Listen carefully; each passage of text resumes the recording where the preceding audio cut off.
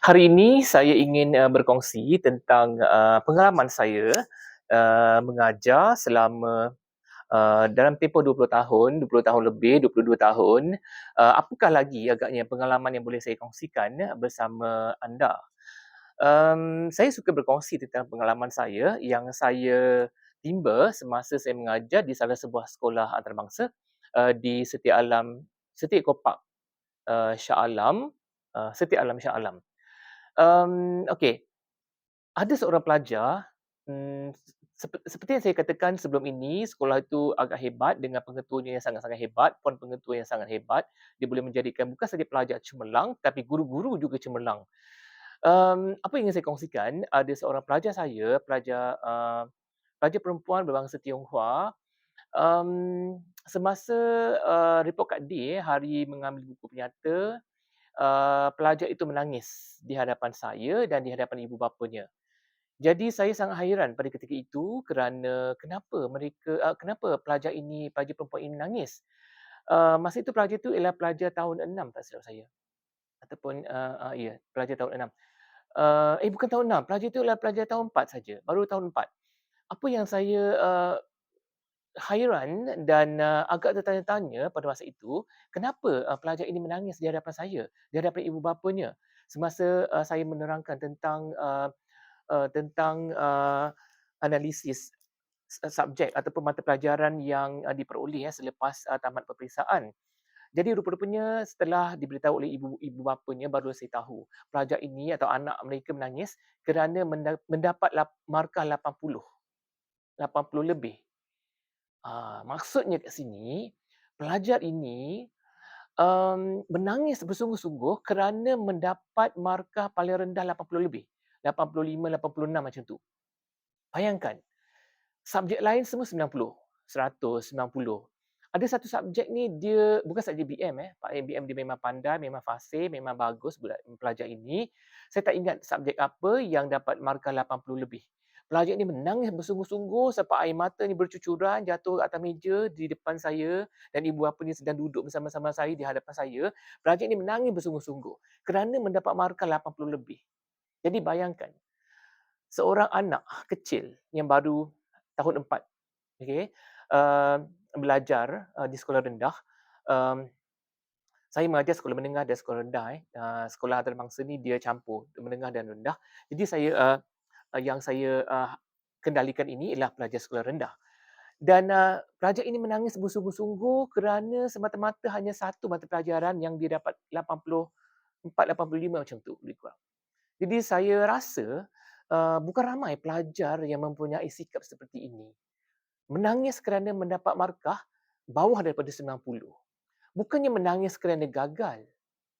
Mengikut pengalaman saya dulu, pengalaman-pengalaman di sekolah saya lalu, ataupun pengalaman saya sebelum ini, inilah pertama kali saya jumpa pelajar seperti ini. Di sekolah yang hebat, dengan pengetua yang hebat, rupanya pelajarnya memang hebat, terbukti di depan mata saya sendiri. Pelajar ini menangis kerana mendapat markah yang pada saya tinggi, 80 lebih itu dah kategori pangkat A, grade A. Tetapi dia menangis. Puas dipujuk oleh ibu dan ayahnya dan saya sekali memujuk dia. Saya kata tak apa, ini pun dapat A juga sebab dia nak A+. Pelajar ni memang dia tak boleh tak dapat A+. Semua mata pelajaran dia nak dapat A+, 90 ke atas. Bukannya 80 lebih. Bukan 90 ke bawah.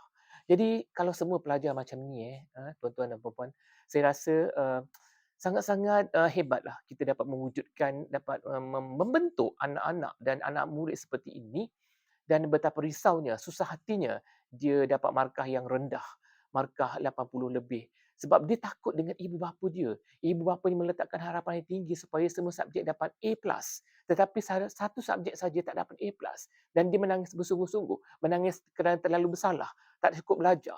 Tak cukup tumpukan perhatian semasa belajar di dalam kelas. Tak cukup mengulang kaji. Mungkin tak cukup tuition. Tak cukup usaha yang saya rasa dia tak cukup semua tu pada dia. Tapi pada kita dah okey, dah cukup, dah dapat A semua. Tetapi dia tak nak, tak ada satu pun dapat A+ dalam subjek yang diambil dalam peperiksaan.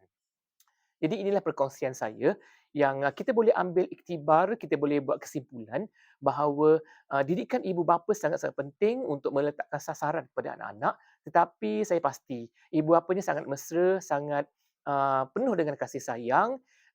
tidak menekan pun, tidak memberi penekanan, tekanan pun kepada anak yang disayangi ini untuk mendapat markah, kalau tak dapat, sampai nak kena bunuh ke, kena pukul ke macam tu, mereka memang tak ugut macam tu. Dari segi, tutur kata dia, toleransi tutur kata dan, um, toleransi dengan, saya lihat ibu bapa dia sangat-sangat profesional dan, dia nampak dia sangat lemah lembut dan tidak menekan pun anak-anak dia. Cuma anak itu sendiri yang merasakan dirinya kurang kurang baik, kurang sempurna, sampai tak dapat nak memberikan yang terbaik untuk ibu bapa dia. Sampai saya lihat ibu bapa dia memeluk dia, peluk dia, cium dia di hadapan saya dan saya rasa terharu, rasa sentuh. Kalau semua ibu bapa macam ni, saya dapat bayangkan macam manalah agaknya sistem pendidikan kat negara kita ni. Macam mana masyarakat yang dapat diwujudkan, di dalam, negara kita ini. Jadi saya ingin, semua pelajar kalau boleh semua ibu bapa, bersifat sedemikian. Tapi malangnya bukan semualah bersifat sedemikian. Tapi inilah salah satu daripada, contoh yang boleh saya ambil, yang boleh jadikan sebagai satu,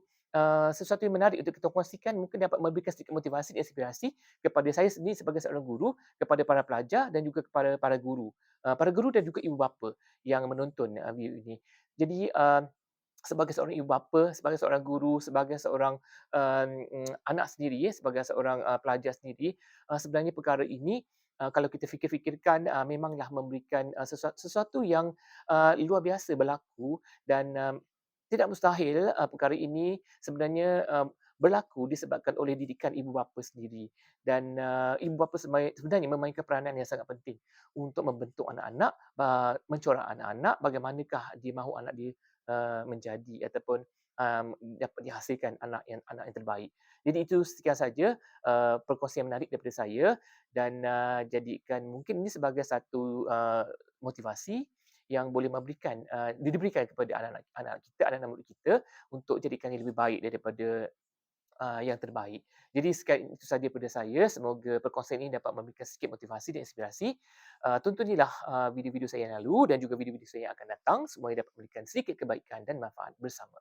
Sekian daripada saya, Syahrir Osman, pengasas Syahrir Education. Assalamualaikum warahmatullahi wabarakatuh.